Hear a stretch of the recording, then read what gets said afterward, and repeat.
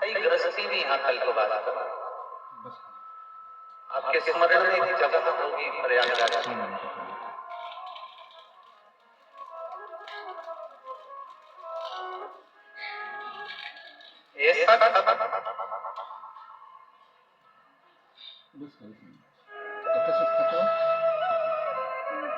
आप सभी के स्मरण में होगा जब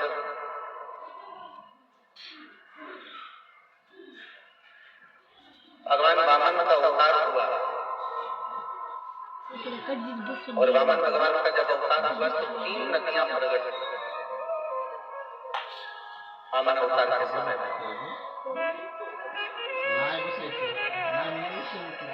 कथा पर जरा ध्यान देंगे तो बड़ा आप लोगों जिस भाव से आए हो इतने बरस से पानी में, इतना पानी के अंदर आप लोग बहुत देर से जमीन भी गीली है, ऊपर से भी पानी बूंद बूंद टपक रहा है, बारिश हो रही है, पर आप इतना तप करे हो ना तो थोड़ा सा तप और कर अपनी पुण्याई को इकट्ठा करो और थोड़ा सा करो।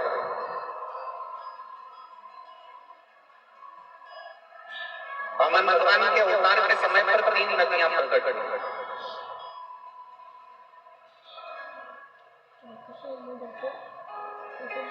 और उसमें से 2 पवित्र नदियां यहाँ पर हैं। जो 3 नदियां प्रकट हुई उसमें से 2 नदी यहाँ पर है। जब राजा बलि के दरवाजे पर वामन भगवान भिक्षा मांगने के लिए गए और राजा बलि ने वामन भगवान को संकल्प छोड़ दिया, तब विष्णु पुराण कह रही है, कूर्म पुराण कह रही है, नारद पुराण वर्णन करती है और ब्रह्म वैवर्त पुराण कहती है। तब भगवान वामन ने जिनका शरीर 84 अंगुष्ठ के बराबर था,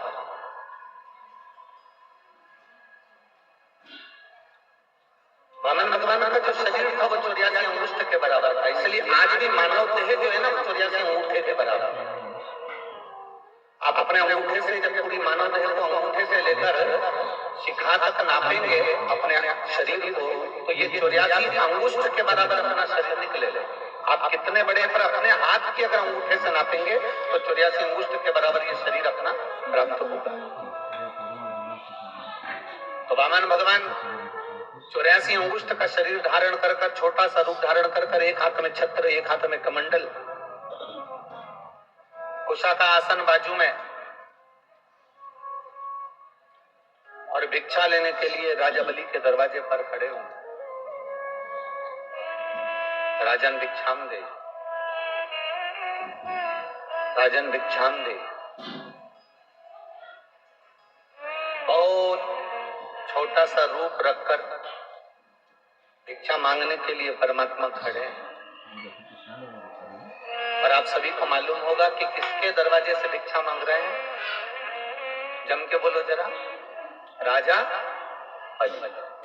राजा बलि को जानते हो ना आप लोग? ये कोई साधारण सा राजा बलि नहीं है। जिस राजा बलि ने पूर्व समय में एक अच्छे ब्राह्मण के घर में जन्म लिया था और एक कर्म विकार करा कि वो जुआ खेलना प्रारंभ कर दिया और जुआ खेलता और जुए में जीत नहीं पाता था, हमेशा हार जाता। ऐसी कोई घड़ी इस राजा बलि के जीवन में नहीं आई जो पूर्व समय का इसका जन्म था। ब्राह्मण के घर में जन्म लेने के बाद जुआ खेलना, और ऐसा कोई समय नहीं था जिस समय वो एक बार भी जीता। अब उसके पास में कोई भी जुए में लगाने के लिए कोई सामग्री नहीं थी। अब उस बालक ने विचार करा कि अब मेरे पास में कोई सामग्री नहीं तो मैं क्या लेकर आऊं। तब उसी समय पर वो चोरी करने के लिए एक संत के आश्रम में पहुंच गए। एक संत के आश्रम में जैसे ही गया, साधु के आश्रम में जैसे ही गया, संत के दरवाजे पर जैसे ही गया, संत के दरवाजे पर जाते ही उसने देखा कि मैं अंदर संत की कुटिया में मिलेगा क्या, संत की कुटिया में होगा क्या। अब संत के पास मिल क्या सकता है। तो संत की कुटिया में जैसे ही गए और संत की कुटिया में जाकर तुरंत उन्होंने देखा कि यहाँ से क्या सामान मुझे प्राप्त हो सकता है। तो देखा तो एक कमंडल संत का रखा हुआ था, एक आसन संत का रखा हुआ था, एक छत्र संत का रखा हुआ था। बाहर आवाज नहीं जा रही है। एक संत का कमंडल रखा हुआ है, एक छत्र रखा हुआ है, एक आसन रखा हुआ है, पादुका रखी हुई है। ये सारी सामग्री उस चोर ने विचार कर उस सारी सामग्री को चुरा लिया।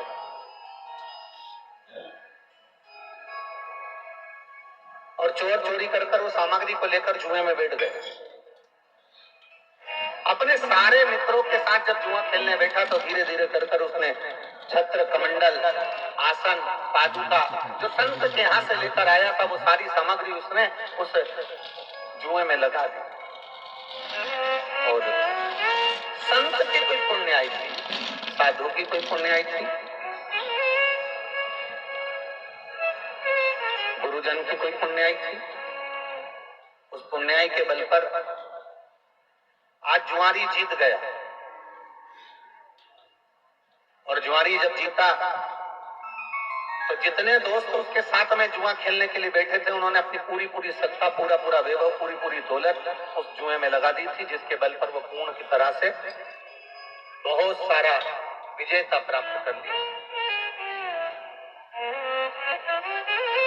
शिव कथा कहती है, भगवान देवादिदेव महादेव का चरित्र कहता है, जुआरी जिसने संत के दरवाजे की पादुका, संत के दरवाजे का कमंडल, संत के दरवाजे का छत्र, संत के दरवाजे का आसन चुराया था, वो ले जाकर जुए में लगाया और जुए में लगाया। आज पहली बार वो जीता और जीतने के बाद उसने सारी सामग्री अपने पास में रख ली और पूरी सत्ता उसकी हो गई। इतना धन, इतना वैभव आ गया। शिव महापुराण की कथा कहती है कि इतना वैभव उसके पास में आया, इतना वैभव आया कि वो अरबपति खरबपति बन गया। ढेरों संपदा उसके पास में हो गई, ढेरों वैभव उसके पास में, ढेरों वैभव उसके पास। अब वैभव तो एकत्रित हो गया। हमने पहले भी कथा में कहा है, जब धन बढ़ता है, संपदा बढ़ती है, जब धन और संपदा दोनों बढ़ती है तो हम पहले भी कथा में कह चुके हैं कि 3 मित्र आपके बढ़ जाते हैं। संपदा बढ़ने पर 3 मित्र आपके बढ़ जाते हैं। पहले नंबर का ताली मित्र, आपकी प्रशंसा करने वाला बढ़ जाता है। दूसरे नंबर पर थाली मित्र, होटल में खिलाने वाला बढ़ जाता है। और तीसरे नंबर पर प्याली मित्र, मैं खाने में पिलाने वाला बढ़ जाता है। संपदा बढ़ी कि ये 3 अपने आप बढ़ जाते हैं, आपको ढूंढना नहीं पड़ता इनको। संपदा बढ़ने पर आपको ताली मित्र, प्रशंसा करने वाले बहुत मिलेंगे। वाह वाह महाराज, बहुत बढ़िया, बहुत बढ़िया, बहुत जोरदार, करे जाओ, ये वो, प्रशंसा करने वाले बहुत। दूसरे नंबर पर थाली मित्र, होटल में खिलाने वाले बहुत मिलेंगे। जैसे जैसे धन बढ़ जाएगा ऐसे ऐसे मित्र मिल जाएंगे जो आपको होटल में ले जाकर बिठा देंगे। धीरे धीरे आपको होटल का चस्का लगा देंगे, गलत कार्य में लगा देंगे, उसके बाद आपके धन को पूरा की पूरा जीन जाएंगे। और तीसरे नंबर पर है प्याली मित्र, आपको पीना भी याद नहीं होगा, पर आपके जो मित्र होंगे, जो आपका धन देखकर आपके मित्र बन जाएंगे, वो आपको पीने में लगा देंगे और पूरा बर्बाद कर। अब ये जुआरी जीत तो गया, धन तो आ गया, पर इसने वेश्या का संग कर लिया, मदिरा का नशा कर लिया। वेश्या को अपना बनाने के लिए बहुत प्रयास करा। एक दिन वेश्या ने कहा, आज मेरा मन कर रहा है कि मेरे बालों में लगाने के लिए मुझे गजरा चाहिए, मुझे मेरे बालों में लगाना है, मुझे गजरा चाहिए। तो जुआरी ने कहा, ठीक है, मैं तुम्हारे लिए गजरा लेकर आऊं। उसने कहा, मुझे मेरे गजरे के साथ में खाने के लिए मुझे बीड़ा चाहिए, पान चाहिए, मैं तुम्हारे लिए पान बीड़ा लेकर आऊं। आज जुआरी नशे में धुत होकर गजरा और बीड़ा लेकर चला। बीच में राह में ठोकर लग जाती है और ठोकर लगते से नीचे गिर जाता है। जब नीचे गिरा, गजरा और बीड़ा दोनों की दोनों जमीन पर रज में मिट्टी में हो जाता है। मिट्टी में हो गया बेहोशी में गिर गया। थोड़ी देर बाद इसको होश आया। होश आने के बाद इसने सोचा कि मुझे वेश्या के घर जाना है, पर गजरा और बीड़ा तो मिट्टी में हो गया। अगर मैं वेश्या को ये मिट्टी का सामान दूंगा तो वेश्या मुझसे प्रसन्न नहीं होगी। अब मैं करूं तो करूं क्या? सामने एक शिवालय था, जहां वो गिर कर पड़ा था उसके ठीक सामने एक शिवालय था, शंकर का एक ओटला था। उस शिवालय पर केवल शंकर जी की एक शिवलिंग रखी हुई थी। और इस जुआरी ने विचार करा, मेरे बीड़े में और गजरे में इस शंकर ने नियत लगा दी है, इसमें इन्होंने नजर लगा दी है, इसलिए ये गिर गया। उसने बीड़ा और गजरा उठाया और शंकर के मंदिर में फेंक दिया। शिव के मंदिर में उसे फेंका। महाराज शिव के मंदिर में जब गजरा और बीड़ा फेंका, चले गया। 8 महीने पूरे हुए और इसके प्राण छूट गए। प्राण छूटने के बाद यम की कैद में पड़ गए। जब यम की कैद में पड़ा तो यमराज ने चित्रगुप्त महाराज से पूछा कि इसके पाप और पुण्य गिने जाए। तो महाराज इसने कोई पुण्य नहीं करा, ब्राह्मण कुल में जन्म लिया पर हमेशा झूठ बोला। ब्राह्मण कुल में जन्म लेने के बाद भी ये गलत कर्म करता रहा, जुआ खेलता रहा, मदिरापान करता रहा, वेश्यावृत्ति करता रहा, गलत गलत कार्य करता रहा, इसलिए इसने कोई पुण्य नहीं करा, इसको नरक में फेंका जाए। यमराज ने कहा ऐसा हो नहीं सकता, मृत्यु लोक में अगर किसी का जन्म होता है तो वो जिंदगी में एक ना एक पुण्य जरूर करता है।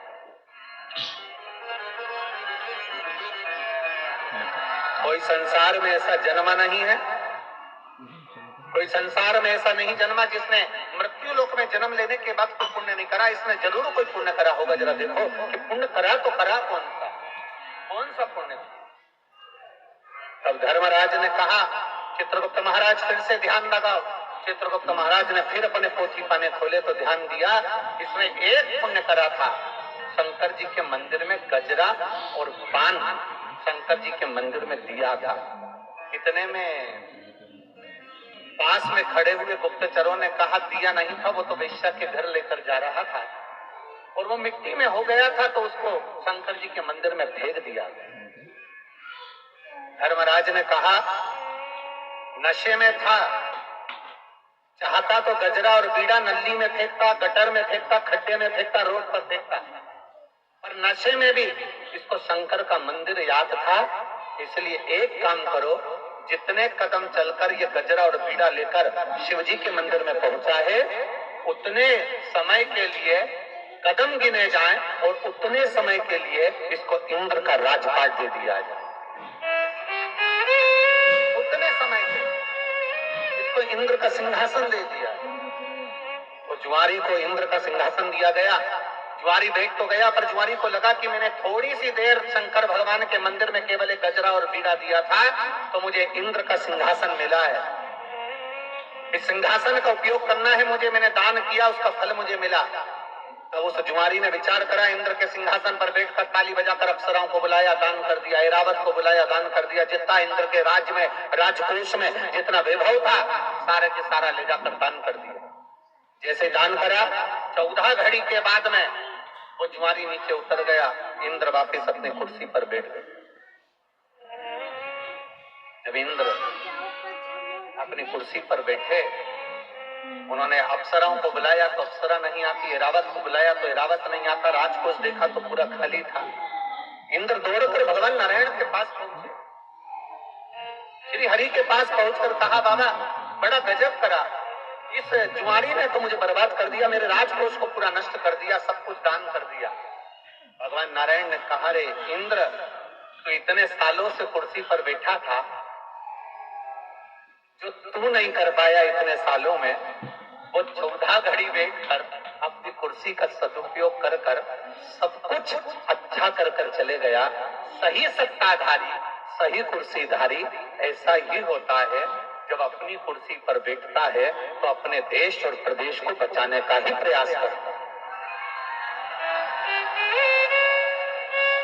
सही सत्ताधारी होगा, वो बचाने का प्रयास करे। हमने कल कथा में एक बात कही थी, आप लोगों के स्मरण में होगी, कि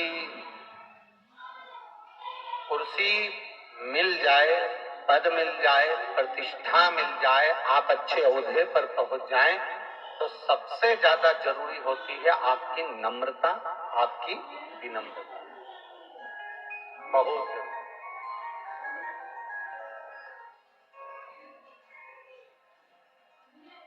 और मैंने तेरे ही भरोसे बाबा, तेरे ही भरोसे हवा बिच उड़ती जाए बाबा, डोर रोशनी आवे हटी जाए भोले मेरे बदन शंभो मेरे बदन हवा बिच उड़ती जावे बाबा, डोर रोशनी आवे हटी जाए भोले मेरे बदन। स्वयं धर्मराज कर रहे, स्वयं धर्मराज करें कि इसने जितने कदम शिव के मंदिर तक गया है, जितने कदम चलकर ये शिवालय तक पहुंचा है, उतने कदम के लिए, उतने क्षण के लिए, उतनी घड़ी के लिए, उतने पल के लिए इसको इंद्र का सिंहासन दे दिया। आप लोग जाते हो शिव मंदिर? जम के तो बोलो जरा। आप सब अगर शिव मंदिर जाते हो तो जरा विचार करिएगा, वो जुआरी 14 कदम चलकर शिव मंदिर तक गया तो 14 घड़ी के लिए उसको इंद्र का सिंहासन दे दिया। अगर आप रोज देवाधिदेव महादेव के दरवाजे तक जाते हो तो क्या मेरा महादेव आपकी झोली खुशियों से नहीं भरेगा? आप रोज जाते हो, तेरे मंदिर में आना मेरा काम है और मेरी बिगड़ी बनाना। अगर हम उसके दरवाजे तक जा रहे हैं तो वो क्यों ना हमें संभाले?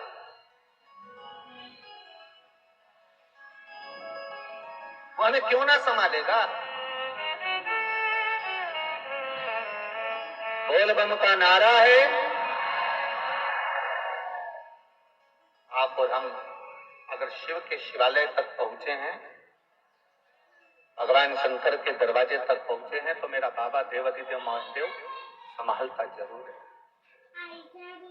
वो खाली नहीं रखता, वो खाली नहीं छोड़ता।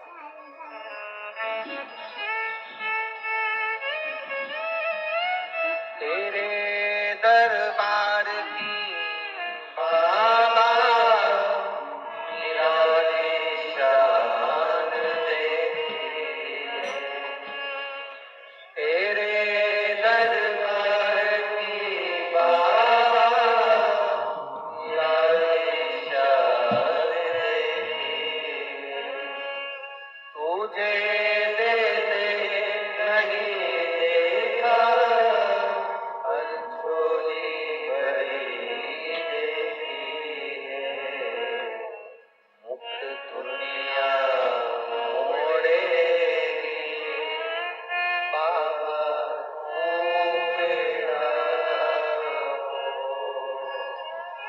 मुख दुनिया मोड़ेगी बाबा तू तेरा लड़ी पड़ी तीनों बाबा तू मेरा। हम शिव के भरोसे, हम शंकर के भरोसे, हम शिव के आश्रित होकर आए, शिव के आश्रित। मेरी जीजियों,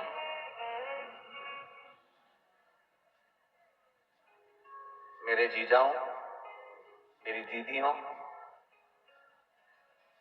मेरी बेटियों, बेटाओं, मेरी माताओं, भाई, एक बात अपनी बुद्धि में बिठा कर रखिए, एक बात अपने चित्त में बिल्कुल बिठा कर रख लीजिए। संसार में जिसका जन्म हुआ है,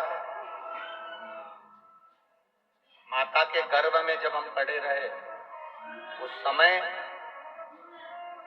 देवाधिदेव महादेव ने हमको संभाला, और जब हम माता के गर्भ से बाहर निकले, जब हमारा जन्म हो गया, पृथ्वी पर हम आ गए, मृत्यु लोक में हम पैदा हो गए, पृथ्वी पर हम जन्म ले लिए।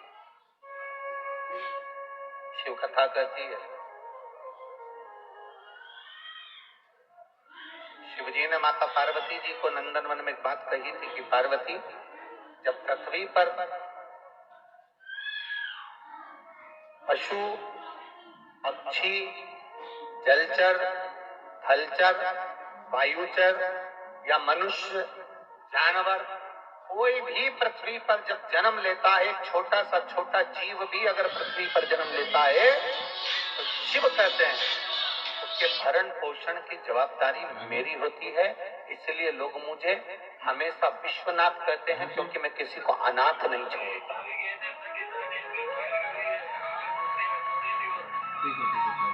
मैं किसी को अनाथ नहीं छोड़ता।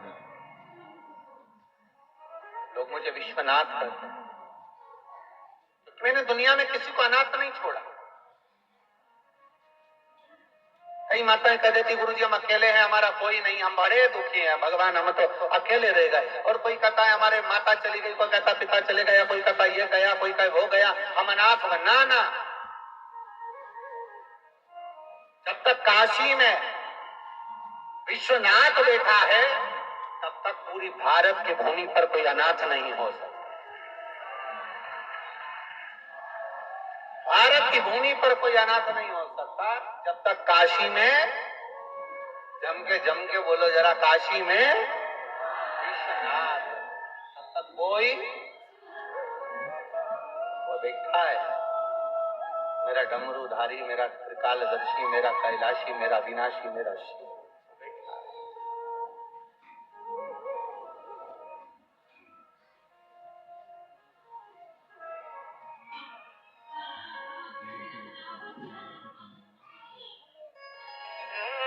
कल हमने आपको कहा था, तुम्हारी धूप में तप रहे थे, तब हमने एक बात कही थी कि तुम्हारी परीक्षा लेगा।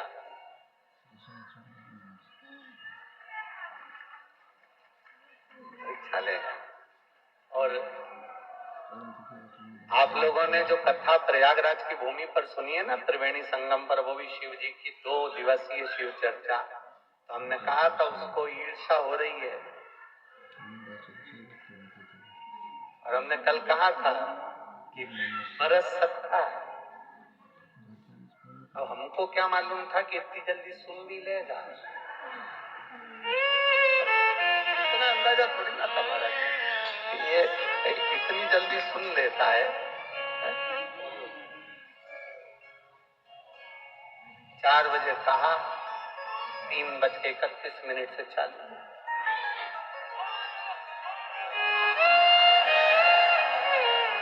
बोल बम का नारा है। और एक बात कहें आप लोगों से, ए प्रयागराज वाले, तुम भी गजब के हो रहे पक्का।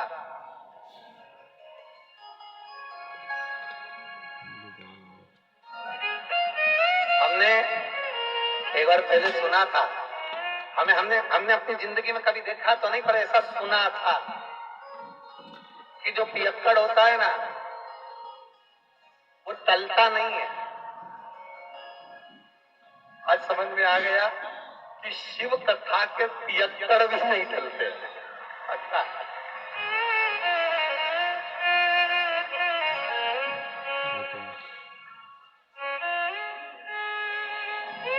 प्रशासन के अधिकारी कह रहे थे कि आज बहुत पानी गिरा है, अब गुरुजी नहीं आएंगे हो, तो इन सब से कह दिया जाए कि ये सब अपने घर जाए। तो इतने में कोई ने कहा, आप कह दो कि जाओ। और कई लोगों ने कहा भी, आप लोगों से बोला था जाओ, थोड़ा इधर चले जाओ, उधर चले जाओ। नहीं कहा ना, कितने अच्छा भाव है देखो। अब और कहे सो जाओ तो तुम जाने वाले हो, तुम ना जाओ।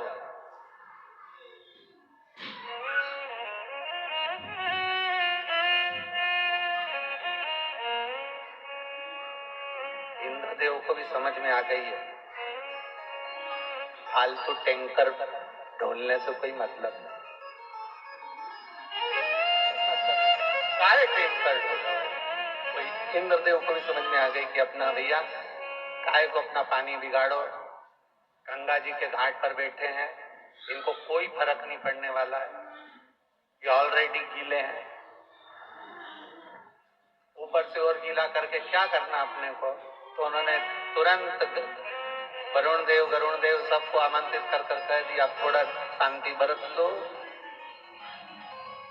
ये बड़े बहुत ऊंचे क्वालिटी के पियक्कड़ है, ये नहीं लेके। और बस हम तो इतना सा कहेंगे आपसे, आप जैसे प्रयागराज की भूमि पर इतना पानी गिरने के बाद भी किसी के कहने से आप टले नहीं हो, उसी तरह आपके घर के नजदीक में, आपके घर के पास में जो शिवालय, वहां एक लोटा जल रोज चढ़ाओ, भगवान भी तुम्हारे दरवाजे पर कभी टलेगा नहीं, तुम्हारे दरवाजे पर आएगा, खड़ा रहे तुम्हारे। आज आप लोगों की तप साधना देखकर हमको बहुत बहुत अच्छा लगा, क्योंकि इस प्रयागराज की भूमि पर केवल आप गीले होकर तप साधना नहीं करे हो, आप धूप में बैठकर तप साधना नहीं करे हो, आप ठंड में बैठकर तप साधना नहीं करे हो। इस प्रयागराज की भूमि पर जो हमने दर्शन किया, जो हमारे पुराणों ने बताया, जो हमारे शास्त्रों ने बताया,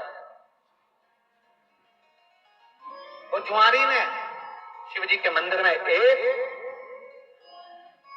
गजरा और बीड़ा पटका था, तो भगवान नारायण ने आकर उस जुआरी के सामने कह दिया था कि तूने ऐसा दान करा कि मेरा मन करता है कि मैं तेरे दरवाजे पर भिक्षा मांगने आऊंगा। पृथ्वी पर तू राजा बलि बनेगा और मैं तेरे दरवाजे पर वामन भगवान बनकर भिक्षा मांगूंगा। मैं स्वयं तेरे दरवाजे पर आकर भिक्षा मांगूंगा, तू साधारण नहीं है। राजा बलि बना दिया, दरवाजे पर भिक्षा मांगने वामन भगवान पहुंच गए। जब भिक्षा मांगने के लिए पहुंचे तब पृथ्वी को नापते समय 3 चरण भगवान ने उठाना प्रयास किया और पृथ्वी नापी एक में, दूजे में आकाश। जब नापने के लिए जैसे ही चरण उठाने लगे तो उनका चरण जब पताल में गया, पताल में जाते से उनके पांव के नख से भूमि खरोची और खरोचने से एक नदी प्रकट हो गई, जो कालिंदगिरी पर्वत पर जाकर प्रगटी, जिसका नाम यमुना हुआ। कौन सी नदी थी? यमुना। वो यमुना कालिंदगिरी पर्वत पर प्रकट हो गई, और यमुना ने सबसे पहले कालिंदगिरी पर्वत पर प्रकट होने से पहले यमुना सबसे पहले गौलोक धाम में गई, और गौलोक धाम में जाकर कालिंदगिरी बाबा को नमन कर कर कहती है मुझे एक बार गौलोक धाम जाना है। तो गौलोक धाम में जाकर तुम करोगी क्या यमुना? यमुना जी कहती है मुझे केवल जिस परमात्मा ने मुझे पृथ्वी पर प्रकट करा, जिस परमात्मा के चरण के नख से मैं प्रकट हुई हूं, उस परमात्मा का मुझे दर्शन करना। यमुना गौलोक धाम, आप गौलोक। यमुना जी सीधे गोलोक धाम पर गई, तो गोलोक धाम पर जाकर यमुना जी क्या देखती हैं कि वहां भगवान कृष्ण राधा जी के संग में विराजमान है। भगवान कृष्ण राधा जी के साथ विराज,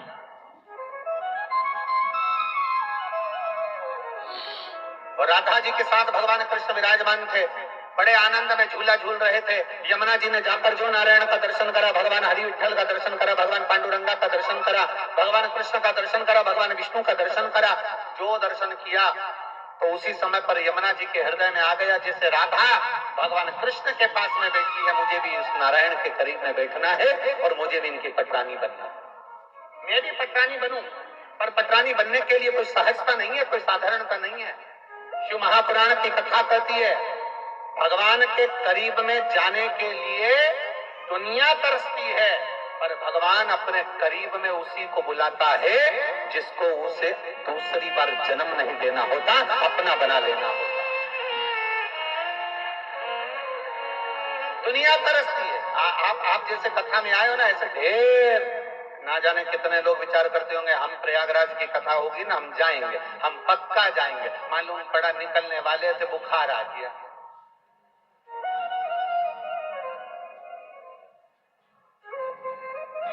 आप लोग भी आए होगे ना, आपसे भी 2-4 लोगों ने तो कहा ही होगा मोहल्ले के, मालूम है शिवर वाला मारा जा रहा है सतुआ बाबा जी के यहाँ। अच्छा, अपन एक काम करेंगे, साथ चलेंगे।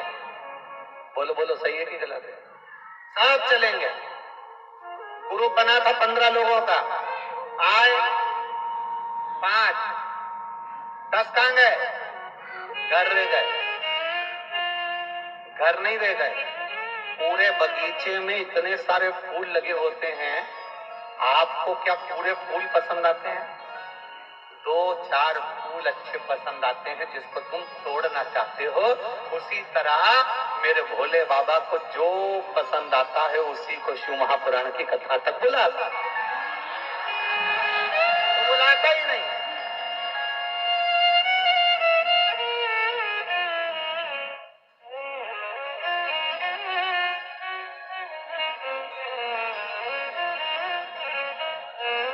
मेरा शंभू बुलाता ही नहीं, बुलाएगा उसी को जो उसको पसंद आए।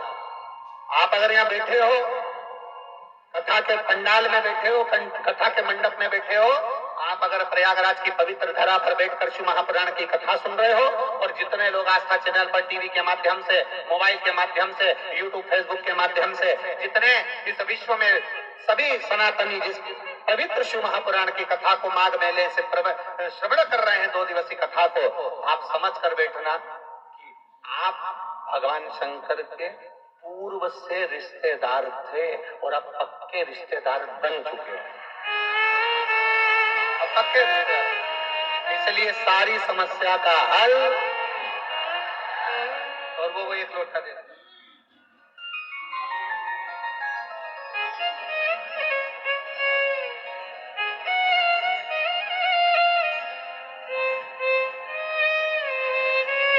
गुरुजी, मेरा बेटा साहिल सिंह जो कि 16 साल का है,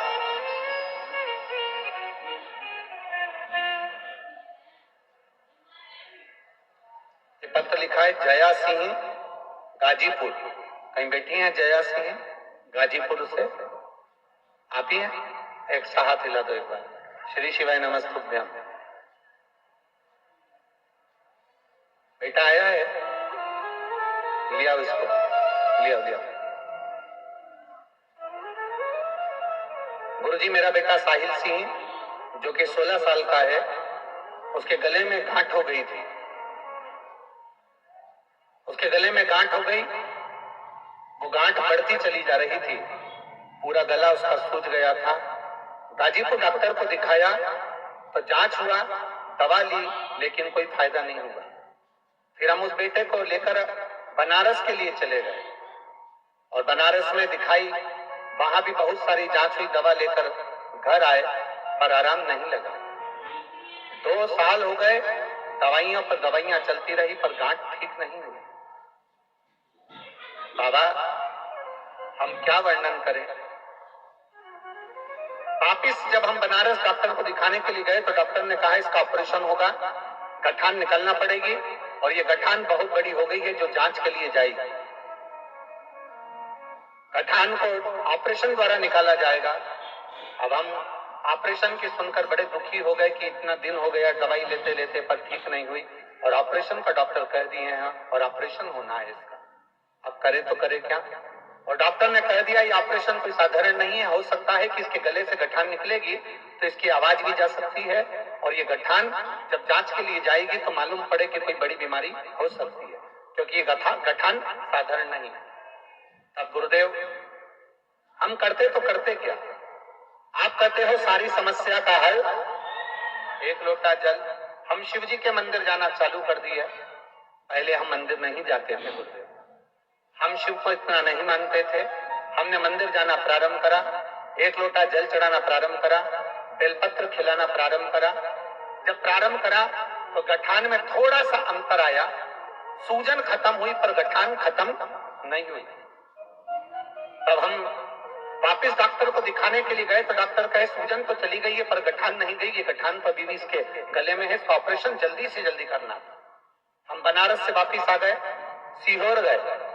सीहोर जाकर वहां से रुद्राक्ष लेकर आ गए, उसको तांबे के कलश में गलाते, शिव जी को चढ़ाते, अवधूतेश्वर महादेव के नाम से उस पानी को पिला देते। शिव जी के मंदिर जाते, जल चढ़ाकर उस पानी को पिला देते। शंकर जी के मंदिर जाते एक बेलपत्र लाकर इस बच्चे को खिला देते। हम बाबा का क्या धन्यवाद दें बाबा, बाबा तो बाबा है, उसने ऐसी कृपा कर दी, मेरे बेटे की गले की गठान पूरी गला दी और आज मेरा बेटा पूरी तरह से ठीक है, उसको ऑपरेशन की जरूरत नहीं पड़ी बाबा। मेरे बेटे के गले की पूरी गठान गल गई और ऑपरेशन की जरूरत नहीं पड़ी है बाबा। मैं बाबा इस पवित्र धरा पर मैं सतुआ बाबा जी को धन्यवाद देती हूँ, प्रणाम करती हूँ, दंडवत करती हूँ। हमको आपने बाबा जी से मिला दिया, ये शिव कृपा, ये उदारता, ये शंकर की। बाबा आज मेरा 16 साल का बेटा वापिस ठीक हो गया, मैं बाबा को नमन करने के लिए आई हूँ। ये शिव है। एक लाइन और इन्होंने अच्छी लिखी है,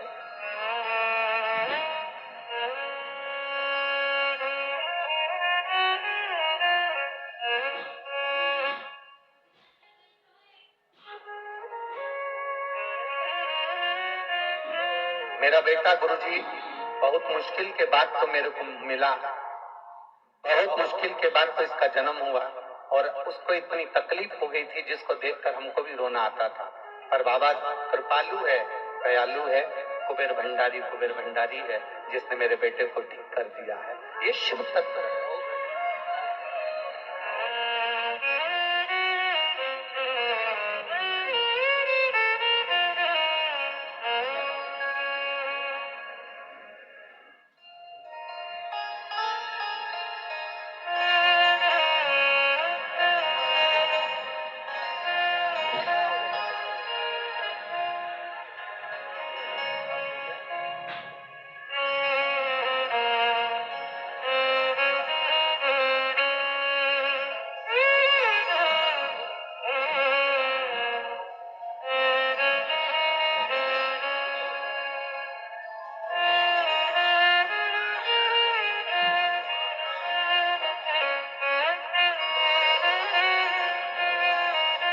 माता कह रही है उनकी इतनी बड़ी गठान हो गई थी, बिस्तर पर पड़ा रहता था पर उठता नहीं था। आज बाबा की कृपा से आया है।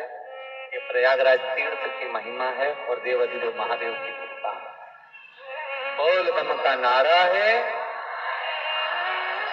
शिव तत्व की प्राप्ति। शंकर ओघड़ आप उसे दिल से रिझाएंगे वो दिल से मिलता, आप उसे दिल से पुकारेंगे वो दिल से आपके सम्मुख में होगा। आप जितना जितना विश्वास से भगवान को रिझाते हैं, भगवान उतने विश्वास को जीत कर आपका होता है। 10 दिन मंदिर चले गए और विचार करा कि मुझे भगवान शंकर सब कुछ दे दे, तो ये कठिन है, बहुत कठिन है। आप ये ना सोचिए, आप में से कई लोग ऐसे भी हैं जो 8 दिन 15 दिन 20 दिन मंदिर चले जाए, मंदिर जाने के बाद में विचार करें कि भगवान हमारी सुन ले, वापिस मंदिर जाना बंद कर दे। ये सहजता नहीं, ये सहजता नहीं। और मेरे भोले तेरा सहारा है, मेरे भोले तेरा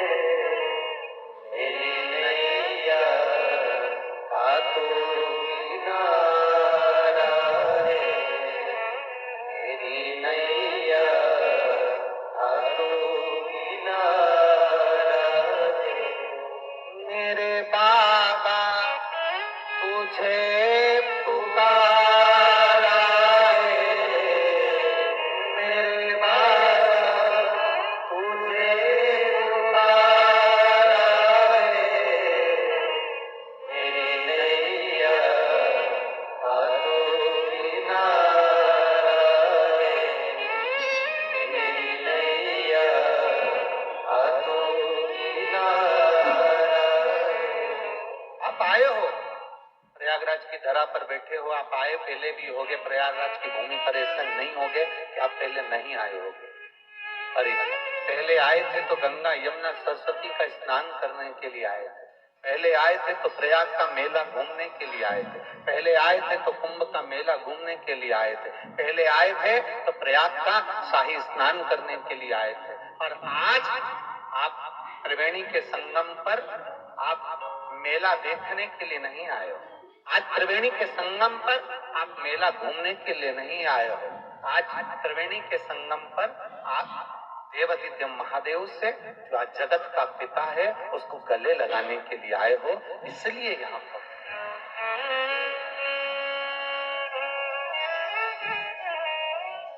हम आज त्रिवेणी के संगम पर पहले आए। ऐसा कोई नहीं होगा जो पहले ना आया हो। 8 बार, 10 बार, 14 बार, 15 बार, 2 बार, 1 बार पहले आ चुके होंगे। संतों की टोलियों का दर्शन भी किया होगा, आए भी होंगे, मना नहीं। पर प्रयागराज की भूमि पर बैठकर अगर बाबा देवादिदेव महादेव की कथा सुन रहे हो तो ये मानकर चलना कि शिव तत्व को प्राप्त करा है अपने आप भगवान शंकर के होने और शंकर को अपना बनाने के लिए। शिव के होने और शंकर को अपना बनाने नहीं है। बोले नहीं, इतनी सहजता में, इतनी सरलता में उसकी कृपा नहीं होगी। आज हम एक बात आप लोगों को बताना चाहेंगे। हमने सतुआ बाबा जी को भी ये बात नहीं बताई। जब हम अयोध्या में राम मंदिर के प्राण प्रतिष्ठा महोत्सव में पहुंचे, बहुत भीड़ थी और संत बहुत विद्वान बड़े बड़े संत थे, बहुत विद्वान संत, जो बहुत पुराने संत और बहुत प्रसिद्धि प्राप्त संत वहां पर थे।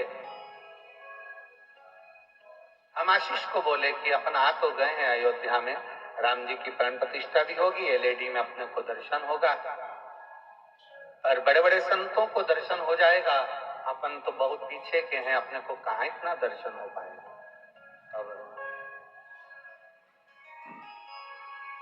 हम महादेव से कहे, हमने कहा बाबा अब तुम्हारे ऊपर है।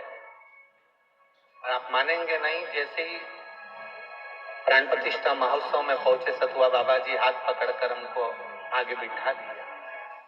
और दूसरा, ऐसी राम जी की कृपा हुई कि राम जी का ही स्वरूप, राम जी के ही कृपा पाता, जो पूरे विश्व में राम कथा को अपनी जिंदगी में अनमोल मोती के रूप में प्रदान करते रहे, परम पूज्य मुरारी बापू जी, जिन्होंने संपूर्ण देश विदेश में एक रत्न के रूप में राम कथा को दिया। आप मानेंगे नहीं, थोड़ी देर में बापू ने हमारा हाथ पकड़ा और हाथ पकड़कर हमको राम मंदिर में ले जाकर राम जी का दर्शन उनके साथ में कराया। ऐसा लग रहा था जैसे स्वयं राम जी ने राम जी को आदेश दे दिया और राम जी हाथ पकड़कर महाराज जी ले जाकर राम जी का दर्शन करा दिए। ऐसा सुंदर दर्शन हमको कराया। तो आप अभी बैठे थे तो आपके अंदाजे में दिल में आया होगा इतना पानी गिर रहा है, कैसे कथा सुनेंगे, कैसे कथा सुनेंगे। आप जब पक्के हो जाते हो ना तो परमात्मा को भी तुम्हारे लिए सोचना पड़ता है, अगर मैं पानी गिराऊंगा तो उठने वाली नहीं है। परमात्मा को भी सोचना पड़ता है कि दिन भर बरसाऊंगा चलेगा, दिन भर गरजूंगा चलेगा, बिजली चमकेगी, बादल गरजेगा, सब कुछ होगा, पर शिव कथा चले उस समय पर परमात्मा को भी सोचना पड़ता है कि कम से कम 1 घंटा, 1.5 घंटा, आधा घंटा तो पानी बंद कर दूं जिसमें ये भगवान की कथा को श्रवण कर सके। परमात्मा भी सोच बरसे। और हम प्रयागराज की भूमि पर बैठे हैं तो हम तो कहेंगे आप लोगों से, इस प्रयागराज की धरा पर हमारे भोलेनाथ जी बड़े प्रेम से कहते हैं पार्वती जी से, पार्वती सुनो, लोग कहते हैं शंकर के मंदिर में सावन में क्यों जाना चाहिए, लोग कहते हैं शिव जी के मंदिर सावन में लोटा भर के जल क्यों चढ़ाना चाहिए, दुनिया के लोग कहते हैं सावन के महीने में इतना पानी गिरता है तो शंकर के मंदिर में जाना क्यों जरूरी होता है। शिव जी पार्वती से कहते हैं सुनो पार्वती,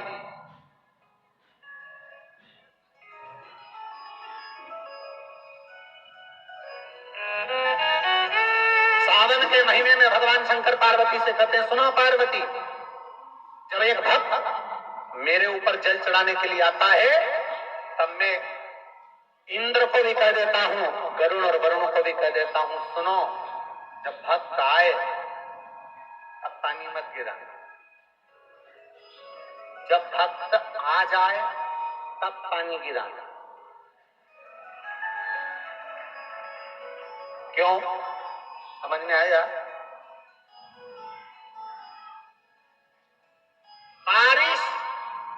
बरसो, खूब बरसो, पर ऐसी मत बरसो कि कोई आ ना सके। शिव जी कहते हैं बारिश बरसो, खूब बरसो, पर ऐसी मत बरसो कि कोई आ ना सके। और अब शिव जी कहते बारिश बरसो, ऐसी बरसो कि अब कोई जा ना सके।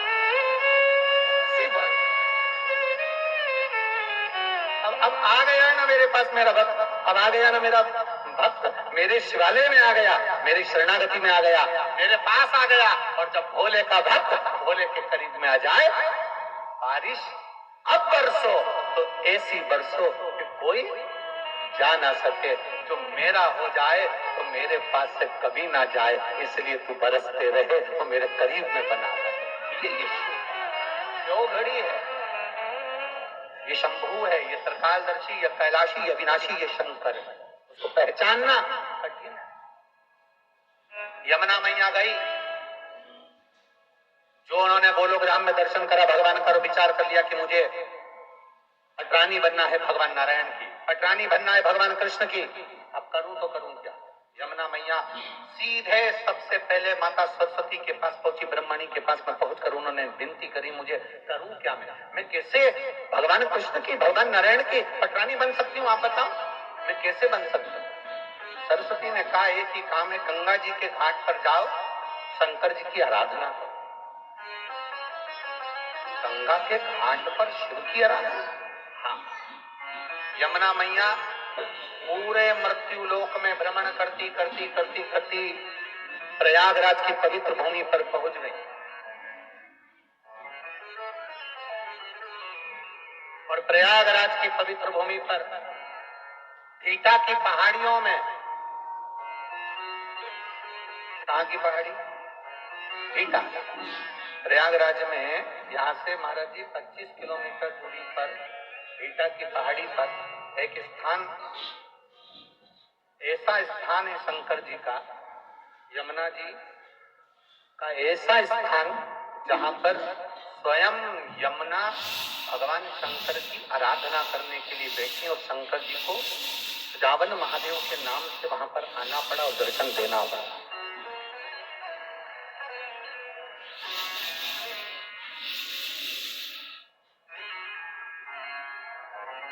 क्या बोलते हैं? गुप्तेश्वर महादेव बेटा स्थान। यमुना मैया प्रयागराज की पवित्र भूमि पर आ गई और प्रयागराज की पवित्र भूमि पर आकर यमुना जी गंगा जी के घाट पर आराम से बैठकर तब साधना में लीन हो गई। इतनी लीन हो गई, हजारों वर्ष निकल गए पर भगवान भोलेनाथ जी का दर्शन नहीं। अब याद रखना, जरा बहुत अच्छी बात आपके सामने कहना चाहेंगे, आप स्मरण में लाएंगे और जितने आस्था चैनल पर सुन रहे हैं, फेसबुक ग्रुप पर सुन रहे हैं, वो ध्यान लगाएंगे, बहुत सावधानी से सुनिए। हजारों वर्ष का तप करिए, शिव जी प्रसन्न नहीं होते। हजारों वर्ष की साधना करिए, शिव जी प्रसन्न नहीं होते। यमुना जी की कथा कर रही है,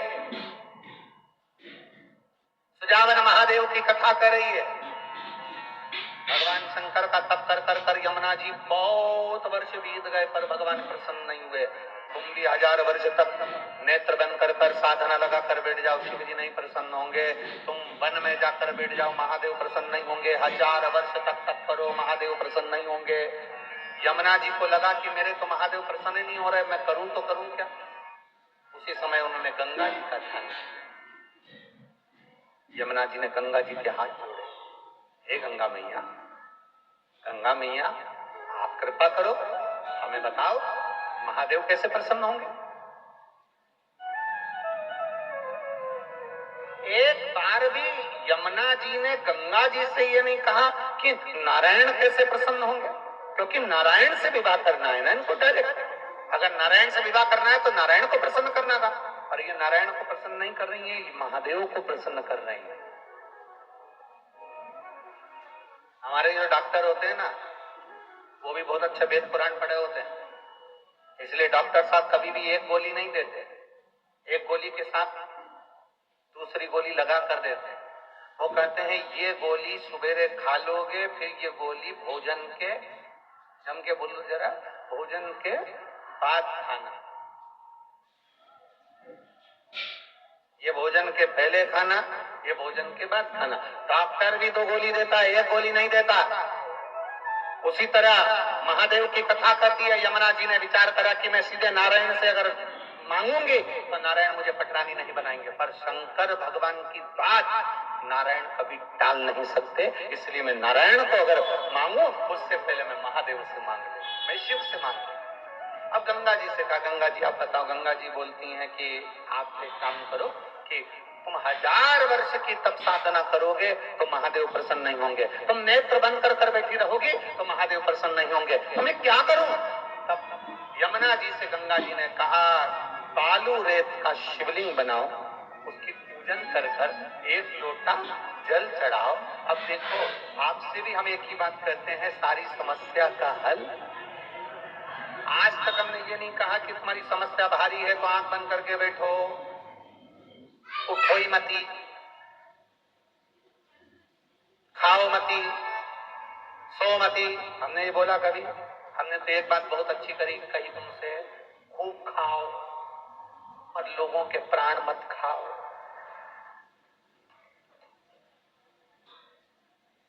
हम कभी मना करें?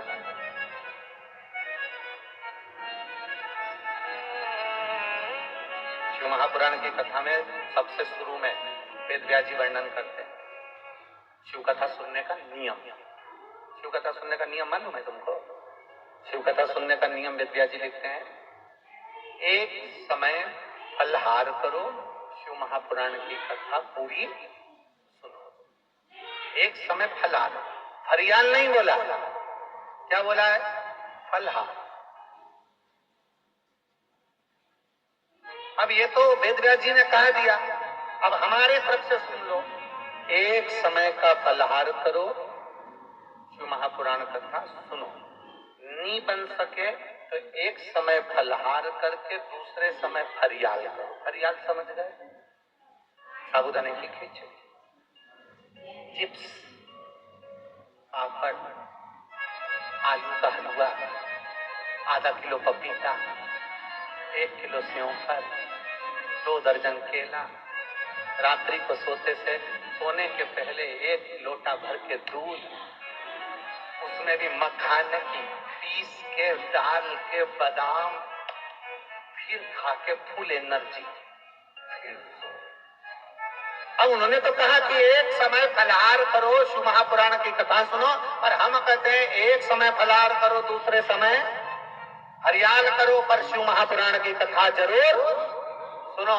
और इतने में काम नहीं चले तो एक समय फरियाल करो, दूसरे समय भोजन करो, पर शिव पुराण जरूर सुनो। सुनो नहीं, जरूर सुनो। इतने में काम ना चले तो दोनों समय भोजन करो, पर शिव पुराण जरूर सुनो। और इतने में काम नहीं चले तो डब्बा लेके कथा में चलो। महाराज नहीं देखे तब महाराज जी एक कथा कह रहे थे, कोई बता, हम गाड़ी में कौन से महाराज जी का बेटा?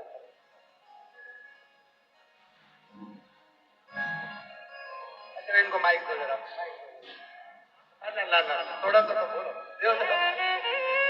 महाराज जी ये पहली बार शिव पुराण में ऐसा हुआ है। आज थोड़ा सा एक महाराज जी का वर्णन कर रहे थे कि एक महाराज जी ऐसे थे जो प्रवचन देते थे, तो वो, हाँ महाराज जी, काशी की बात है, रामायण का महोत्सव चल रहा था, अनेक भट्टा लोगों को बोलना था। एक भट्टा बहुत मोटे थे और उनकी, जैसे महाराज जी ने बताया, फलाहार का सिस्टम था। अब उनको बीच में भूख लगी आई तो भोजन करते अपने प्रवचन देते देते साल उड़ के और पूरा खा लिए। तो हमने पूछा क्या हुआ? बोले थोड़ी सी माला जब बाकी रह गई थी वही जब और महाराज, तो महाराज जी बता रहे थे कि जब अपनी इंद्रियां एकदम प्रसन्न होगी तभी तो कथा में रस आएगा। जब इंद्रियां, अब मालूम पड़े कहीं का बेचारा डॉक्टर ने कह दिया नहीं भागवत जी सुनना है, रामायण सुनना है, शिव पुराण सुनना है, उपास करना पड़ेगा, उपास करा दिया, मालूम पड़े उसकी शुगर की बीमारी थी, ब्लड प्रेशर की बीमारी थी, वो बेचारी ने कुछ नहीं खाया, शुगर और बीपी ऊंचा नीचा हो गया, और कथा की यजमान हॉस्पिटल में 3 दिन से पड़ी, 7 दिन की कथा यूं ही निपट गई। खूब चलो और एकादशी करो,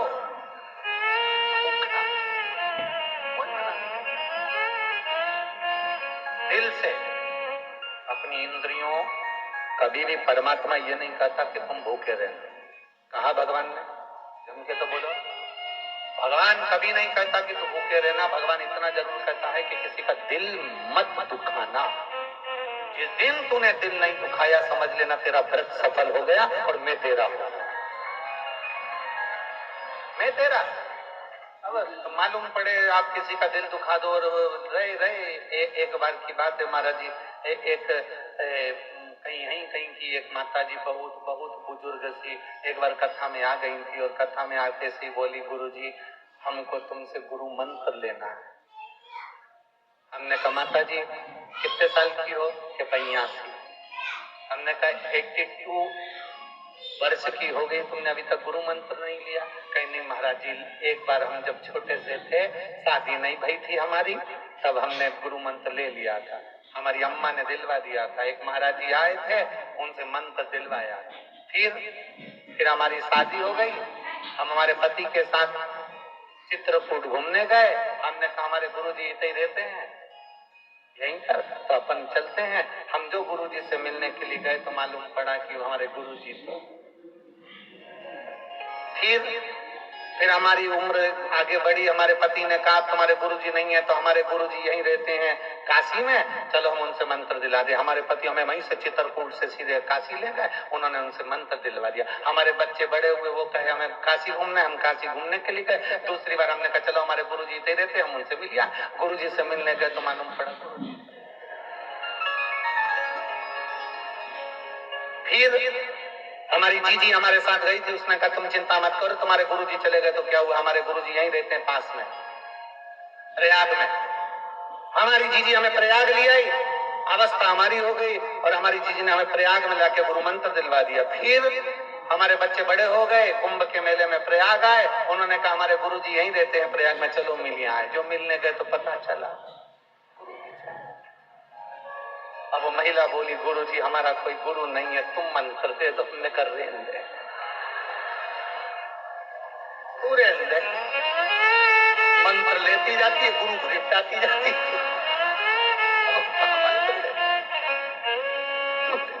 हाथ जोड़ो, रिंद प्रयाग तक स्थिर है, सीहोर तक नहीं। बढ़िया।